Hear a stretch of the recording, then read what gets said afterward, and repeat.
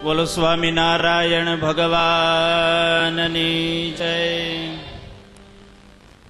સંવત 2068 શ્રાવણ સુધી ત્રીજની આપણી આ માસિક સત્સંગ સભા 12 માસની અંદર પવિત્ર શ્રાવણ માસ ભગવાન શ્રી હરિએ શિક્ષાપત્રીમાં ચાતુર્માસની અંદર વિશેષ ભજન કરવા માટેની આજ્ઞા કરી. એ 4 માસની અંદર શ્રેષ્ઠ આ શ્રાવણ માસની આપણી આ સભાની અંદર સૌ પ્રથમ શરૂઆતમાં જાંબા ચુડાસમા અને પરમાર અજીતભાઈએ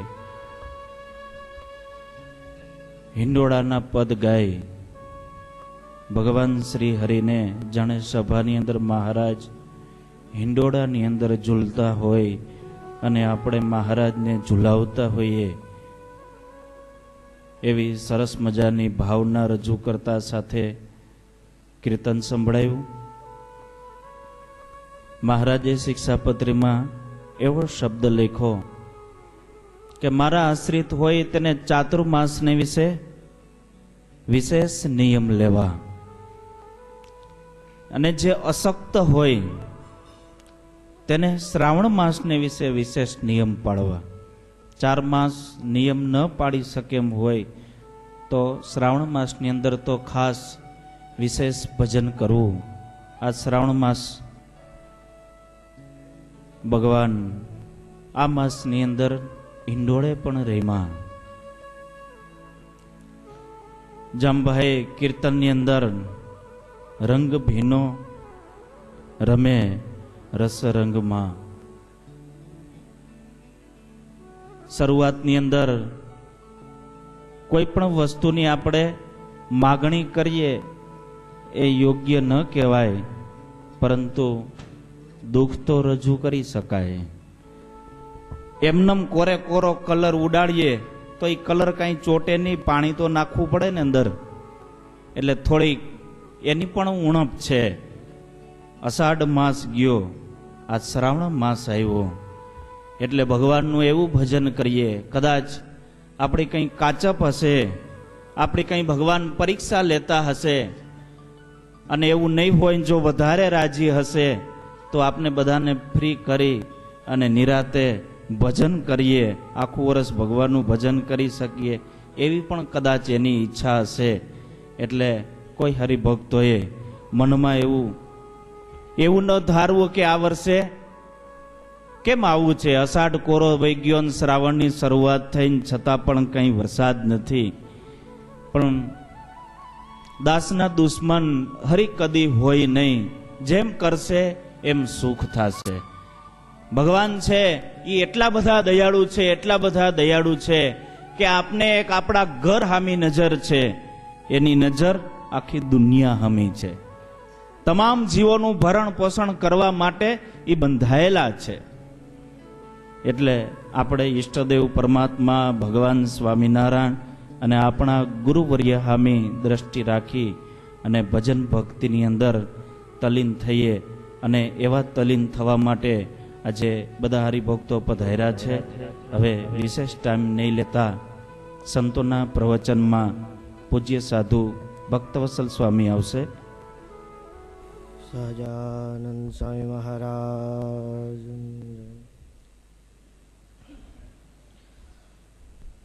હિંડોળાના પદ બોલાણા.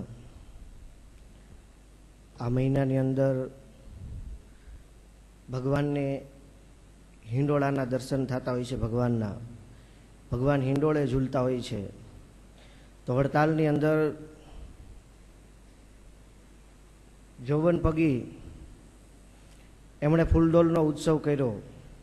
નિષ્કુળાનંદ સ્વામીએ 12 બારણાનો હિંડોળો બનાવ્યો અને શ્રીજી મહારાજ હિંડોળાની અંદર ઝૂલ્યા. 12 સ્વરૂપે મહારાજે દર્શન આપ્યા. અને જોબન પગી અને બીજા સંતોએ મહારાજને ખૂબ ભાવથી ઝુલાવ્યા. એવો આ પવિત્ર મહિનો ચાલી રહ્યો છે. જો કે આ વર્ષા ઋતુ કહેવાય છે, પણ વરસાદ સૌરાષ્ટ્રમાં બહુ ઓછો થયો, પણ ઘણા વર્ષો સારા થયા. પછી એક વર્ષ નબળું આવ્યું એટલે વધારે થોડુંક ઓલું લાગે. પણ ઘણીવાર સ્વામી એમ કહે છે કે વરસાદ નહીં થાય તો એનું દુઃખ આ દેહને છે, ભજન નહીં થાય, ભગવાનની ભક્તિ નહીં થાય તો એ દુઃખ જીવને છે. એટલે જો આપણે વરસાદની વિશે કહેતા હોઈએ તો વરસાદ છે એ એક દેહના સુખ અર્થે વ્યવહાર માટેનો છે. પણ આપણા જીવનની અંદર કેટલોક વરસાદ છે, એમ એટલે કે સત્સંગ કેટલોક છે, એ વસ્તુ અગત્યની છે. આ વર્ષે ના થયો હોય તો આવતે વર્ષે થાય. જેવી રીતે જોબન પગીએ મહારાજને ઝુલાવ્યા અને જોબન પગીની કેવી નિષ્ઠા હતી, બહુ અજોડ નિષ્ઠા હતી જોબન પગીની. શ્રીજી મહારાજને પોતાનું સ્વરૂપ હરિકૃષ્ણ મહારાજની મૂર્તિ પધરાવી હતી એ સમયે ઘણા બધા વિદ્વાનો વિરોધમાં હતા. એ સમયના અમુક સંતો પણ એવું વિચારતા હતા કે મહારાજ પોતે પોતાનું સ્વરૂપ પધરાવે એ બરોબર નથી. એમ ઘણા બ્રાહ્મણો એવા હતા કે નહીં, પોતાની હયાતીમાં જ પોતે પોતાની મૂર્તિ ન પધરાવી શકાય. આવી ઘણી બધી ચર્ચાઓ હતી. પણ શ્રીજી મહારાજના એક ઈશારે અને મહારાજની આજ્ઞાથી જોબન પગીએ પોતાનું જે સુરવીરતાનું અંગ હતું એ પ્રમાણે મ્યાનમાંથી તલવાર કાઢી અને મંદિરના દરવાજા ઉપર ઊભા રહી ગયા.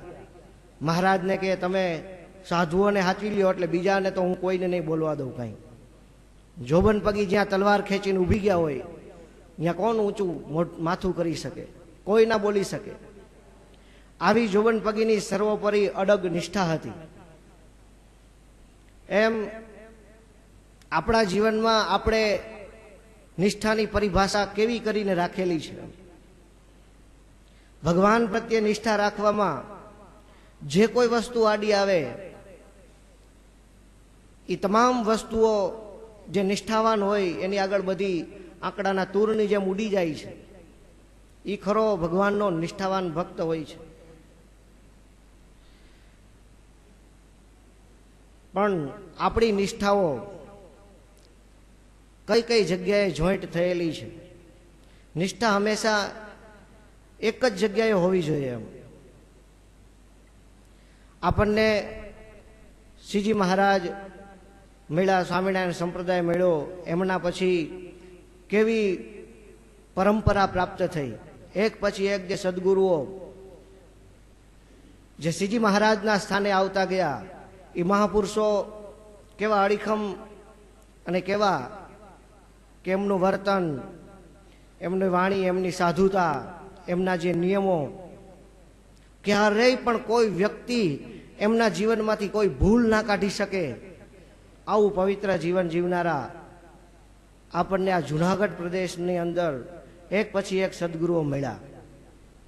તો એની અંદર એ સમયની અંદર જે જીવાત્માઓ હતા, એ સમયનો જે સમાજ હતો, એમણે એ મહાપુરુષોને વિશે નિષ્ઠાઓ રાખી અને જે સ્વરૂપો એમને મળ્યા એ સ્વરૂપને વિશે એમણે દ્રઢ ભાવના રાખી કે આ સાક્ષાત સ્વામિનારાયણ ભગવાન મને પ્રગટ પ્રમાણ મળ્યા છે.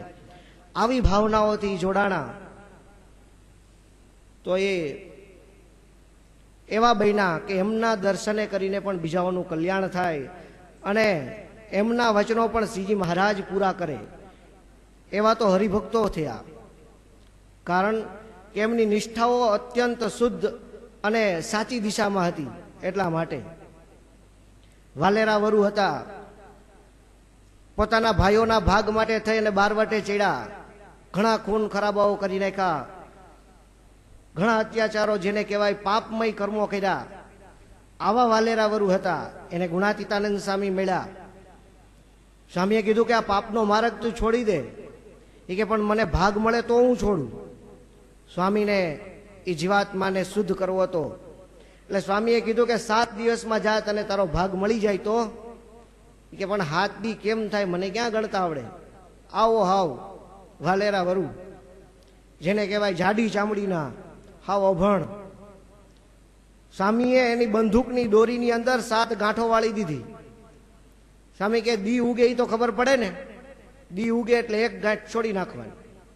એટલે કે આજે એક છોડી નાખું, એ છોડી નાખે. અને 7મે દિવસે એને ભાગ મળ્યો. સામે ચાલી અને એને જે જોતું હતું એ બધું મળ્યું. કારણ કે બુદ્ધિના પ્રેરક ગુણાતીતાનંદ સ્વામી હતા. એણે સામેવાળાની બુદ્ધિઓને પરિવર્તન કરી નાખી અને એ વસ્તુ એને પ્રાપ્ત થઈ. તો એ એવા સત્સંગમાં શિરોમણી ભક્ત બન્યા.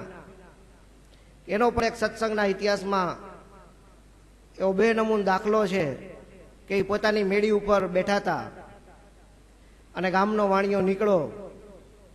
એને એક પત્ની હતી, એમાં કાંઈ સંતાન નહીં એને, એટલે બીજી વાર લગ્ન કર્યા તો તોય પણ સંતાન નહોતું. ત્યારે એ કાંઈક પોતાની જે નવી પત્ની હતી એને લઈને સોમનાથ જતા હતા. કે માનતા રાખવી છે, દર્શન કરવા છે, ત્યાં સંકલ્પ કરવો છે ને જવું છે. એટલે વાલેરા વરુએ કીધું કે તું ભલે જાતો હોય નવી પત્નીને લઈને તારી, પણ તને હું કહું છું કે તારી જે જૂની પત્ની છે એને 2 દીકરા થાય જા. તો સ્વામીના યોગમાં આવેલ અને સ્વામીને વિશે નિષ્ઠા રાખનાર ભક્તની અંદર આટલી સામર્થ્ય હતી. તો આપણે પણ આપણા જીવનની અંદર આપણે કઈ પ્રકારની નિષ્ઠાની ભાષા બનાવી છે, કે આપણી નિષ્ઠા ક્યાં છે, કેવી છે, એ બહુ અગત્યની વસ્તુ છે. કારણ કે જેને ભગવાન ઉપર કે એવા મહાપુરુષ ઉપર નિષ્ઠા હોય, એ નિષ્ઠા સાચી ત્યારે જ કહેવાય કે એની અંદર કોઈ પણ વસ્તુ કે કોઈ પણ કાર્ય કે કોઈ પણ વ્યક્તિ જો આડું આવે તો એનો રોયકો રોકાય નહીં, કે એની મોહબત એની શરમમાં એ આવે નહીં. અને ઇતિહાસોની અંદર, પુરાણોની અંદર પણ જે નિષ્ઠાવાન ભક્તો થયા એમાં આપણે એમ કહીએ કે માતા પિતાનું ઋણ છે એ દીકરો ક્યારેય વાળી શકતો નથી. એનું ઋણ સદાયને માટે એની માથે એનો આભાર કે એનું ઋણ એ ચૂકવવું પડતું હોય છે.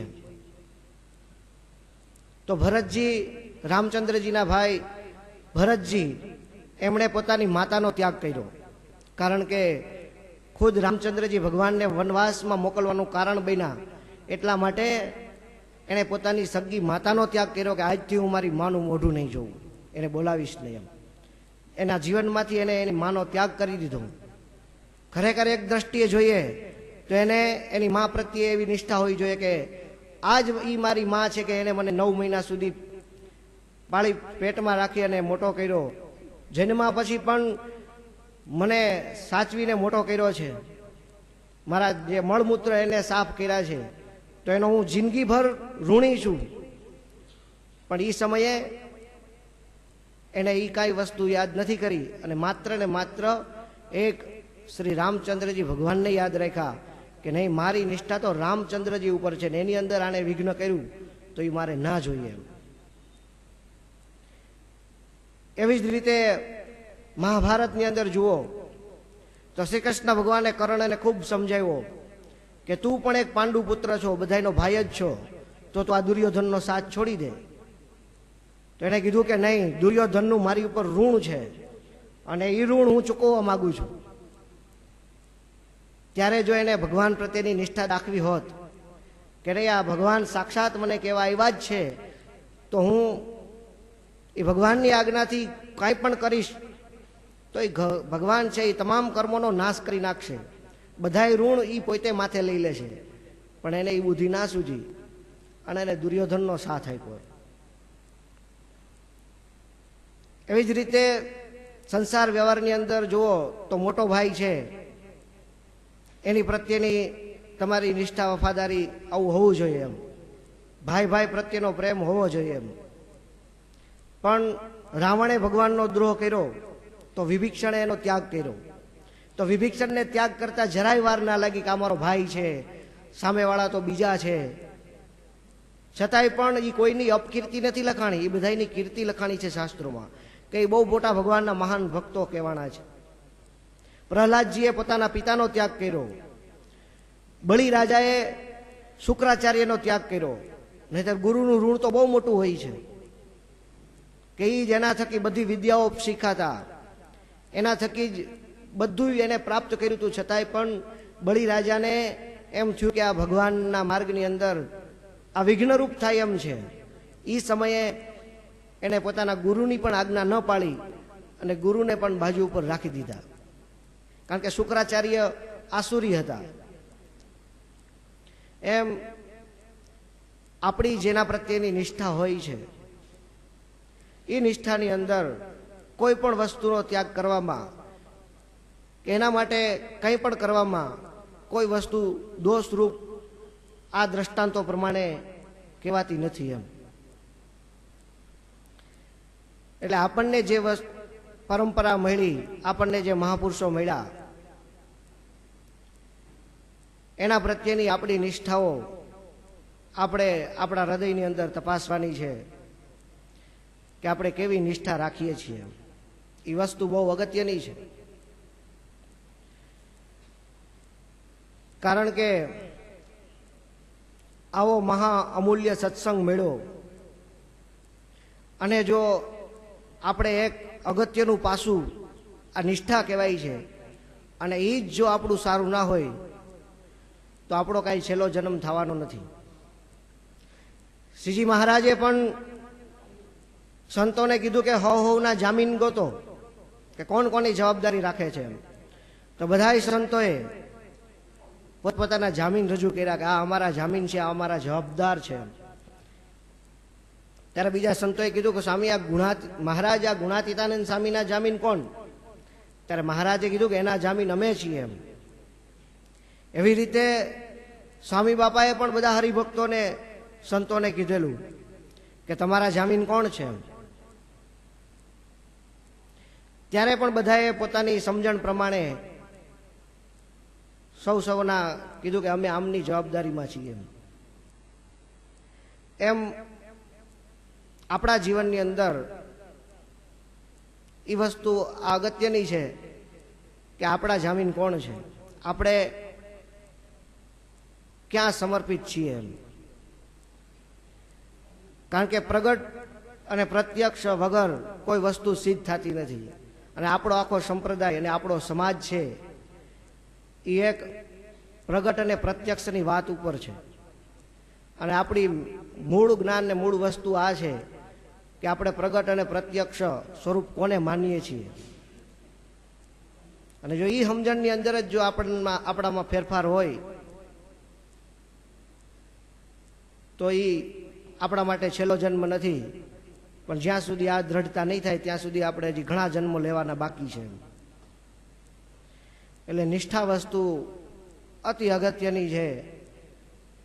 જોબન પગીએ મહારાજના પ્રત્યે બહુ મોટી નિષ્ઠા દાખવી અને કટોકટીના સમયની અંદર જ્યારે દેશકાળ એવો વિપરીત બન્યો કે મહારાજ એ સ્વરૂપ અમદાવાદમાં પધરાવવા માગતા હતા, ત્યાં ન પધરાવી શક્યા, મહારાજને અહીંયા પધરાવવું હતું વડતાલમાં, ત્યાં પણ બહુ એવું બધું દેખાણું. ત્યારે જોબન પગીની નિષ્ઠા ઉપયોગમાં આવી, એની સુરવીરતા પણ ઉપયોગમાં આવ્યું. એમ આપણો મોક્ષ જેના થકી થાય છે, આપણા મોક્ષના દાતા જે છે, આપણે જેના આશીર્વાદથી સુખી થઈએ છીએ, સુખ દુઃખના પ્રસંગોની અંદર આપણે આશીર્વાદ લઈએ છીએ, તો આપણે એમના ઋણી છીએ.